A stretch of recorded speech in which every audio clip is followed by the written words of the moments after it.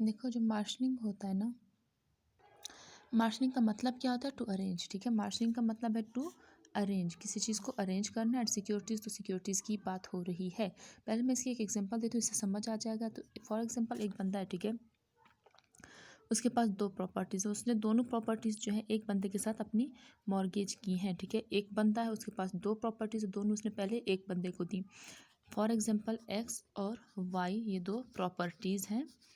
एक बंदा है ए, ठीक है, ये दोनों इसकी हैं। इसने अपनी ये दोनों प्रॉपर्टीज़ बी को दी और उससे डेट लिया। ठीक है, उसके बाद जो है इसने इसमें से एक प्रॉपर्टी वाई उठा के सी को भी दे दी। ऐसा हो सकता है मॉर्गेज में। ठीक है, मॉर्गेज में जो है रिडम्पशन का तो राइट होता है, मॉर्गेजर जो उसको मॉर्गेज भी कर सकता है दोबारा भी, यूँ सब्सिक्वेंट मॉर्गेजी में आ सकता है।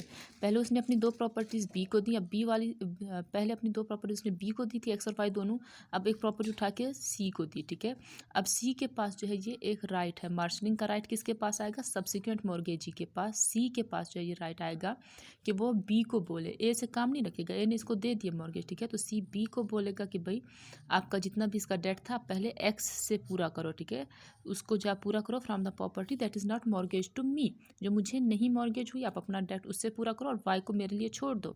अगर एक्स से आपका डेट पूरा नहीं होता फिर आप वाई के पास आओ, लेकिन अगर एक्स से आपका पूरा डेट हो जाता तो फिर वाई मेरे लिए ही छोड़ दो। तो ये जो होगा इस तरह से होता है। ठीक है, if the owner of two और more properties mortgages them to one person, दो प्रॉपर्टीज़ का ओनर है ए, उसने जो अपनी दोनों प्रॉपर्टीज़ एक बंदे को मॉर्गेज की है बी को, एंड देन मॉर्गेज वन और more of the properties to another person, फिर उसने जो है दूसरी प्रॉपर्टीज सी को फॉर एग्जांपल मॉर्गेज की दी हैं।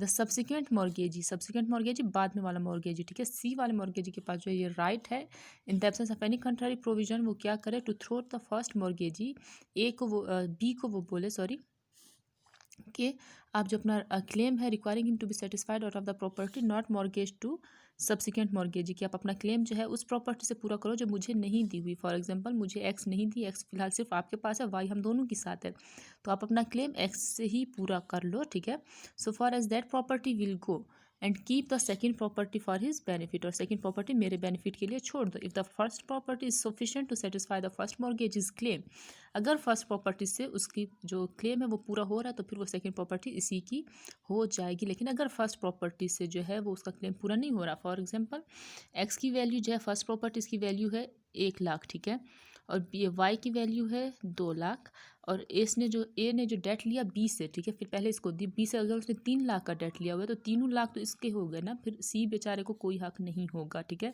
Subsequent mortgage in this case has no right.